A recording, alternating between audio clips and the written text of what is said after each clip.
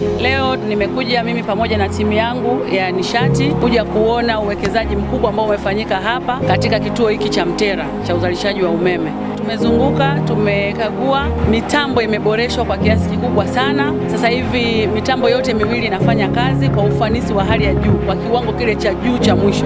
Kiacha hilo, hali ya maji katika bwawa hili la Mtera ni nzuri, na kwa mara nyingine tuna uwezo wa kuzalisha umeme kwa msimu wote mpaka tutakapokutana na msimu mwingine wa mvua.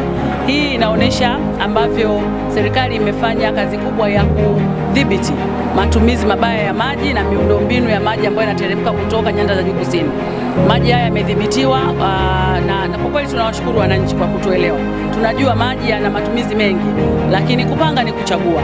Wananchi wetu wa nyanda za juu kusini wameona umuhimu wa kutunza mito ambayo inaleta maji katika bwawa hili la Mtera, na hatimaye leo tunaweza kuwa na